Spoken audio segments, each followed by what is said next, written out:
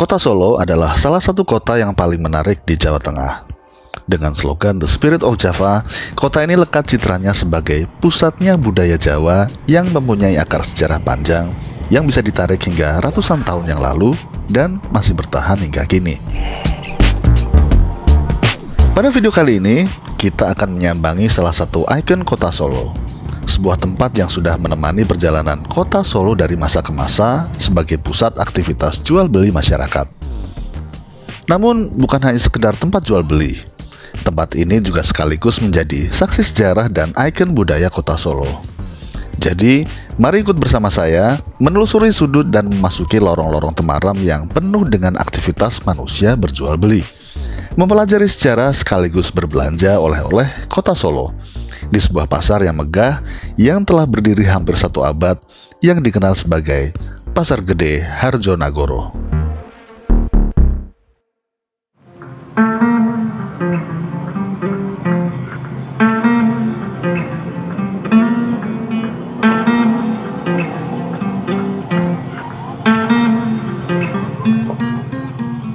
Pasar Gede Harjonagoro terletak tak jauh dari balai kota Surakarta. Lokasinya berada di kawasan Pecinan di Kampung Ketandan.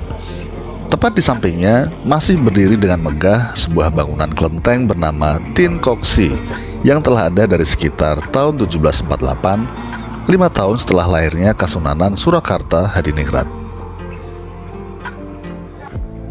Pada masa itu, orang Tionghoa dilarang tinggal di wilayah dalam dinding keraton yang berada di selatan Kali Pepe. Sehingga kemudian masyarakat Tionghoa membangun pemukiman di sebelah utara Kali Pepe. Lambat laun, di wilayah pemukiman tersebut terbentuk sebuah pasar tradisional. Pasar inilah yang kelak menjadi bibit dari Pasar Gede Solo saat ini.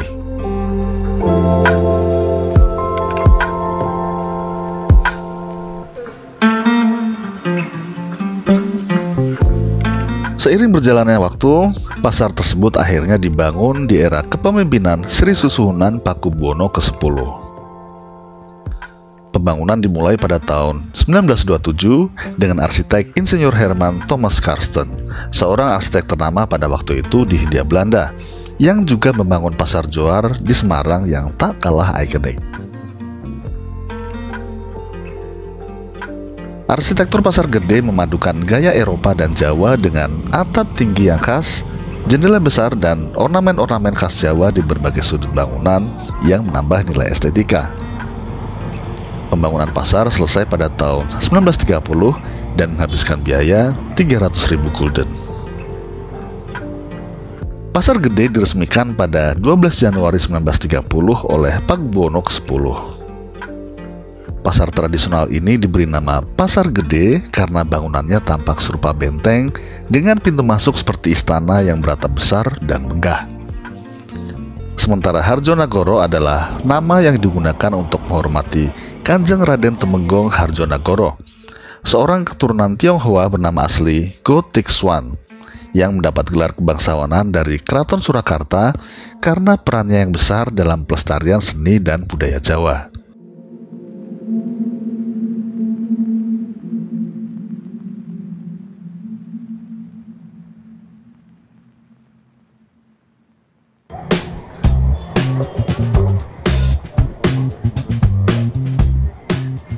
Pasar Gede Harjonagoro ini sebenarnya adalah layaknya pasar pada umumnya yang menjual berbagai kebutuhan sehari-hari bagi masyarakat, mulai dari sayuran, buah-buahan, lauk pauk, hingga bumbu-bumbu dapur.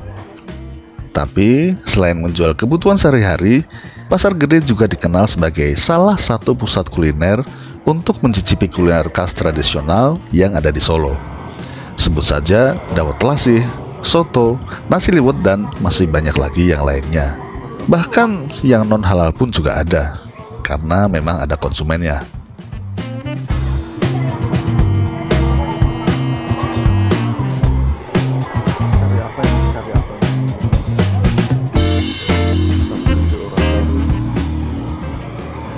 Di sana, saya masih sempat mencicipi es dawet di salah satu sudut. Lumayan untuk menyegarkan badan setelah berkeliling. Bagaimana, Bu? Antaranya apa? Dan kono-kono enten jempol perang, dawet terasi, dawet duren. Kelasnya mohon, Bu.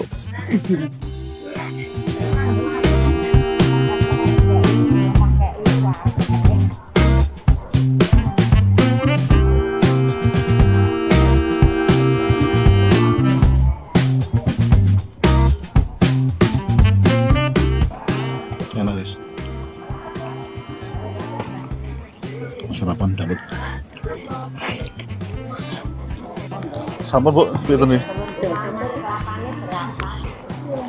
Motoran Bu.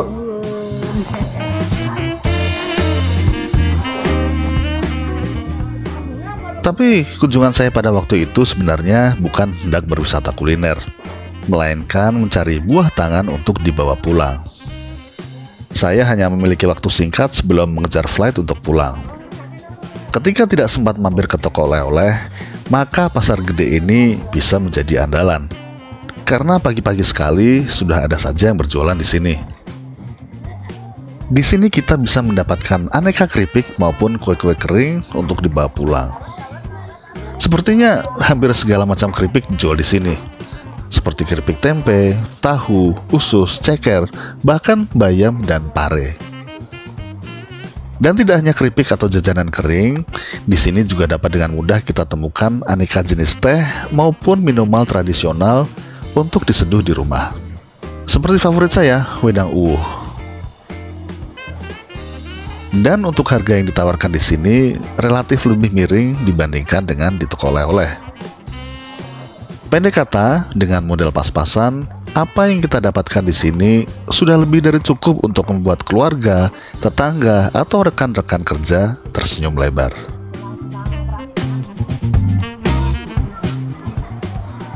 Bikin ceker pintar yang ceker itu 35. 35.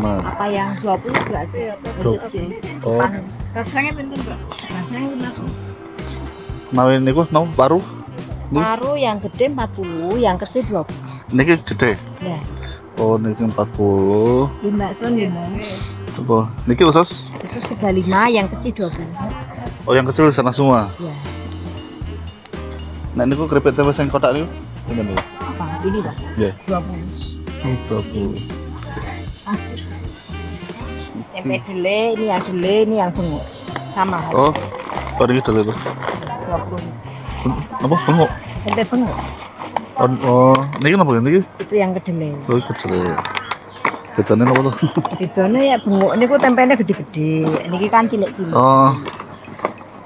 Kayaknya pinten nih? 15. 50. Ini pare, keripik pare. Oh, niki pare. Ya. Mboten pahit napa? Enggak. Langsung hitung ya. Iya. Tempenya ini jualin 40.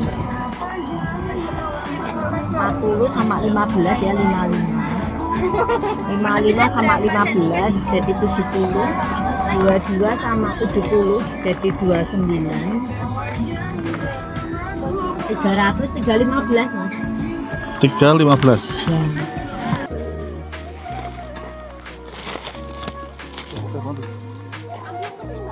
Di motorin, Bu.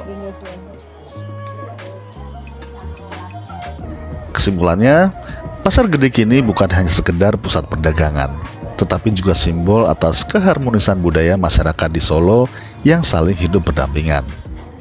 Di antara riuh aktivitas jual beli kebutuhan pokok dan berbagai hal lainnya, pasar gede akan selalu menjadi tempat bertukarnya cerita dan tradisi kehidupan sehari-hari masyarakat Solo, dan akan terus mencetak bukti sejarah dari akulturasi budaya masyarakat dari masa ke masa.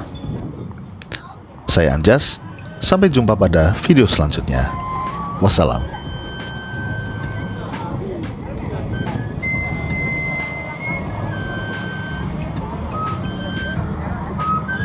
Saya pinten Mas? 1.2.500. 1 10.000 won. 10.000 bawah.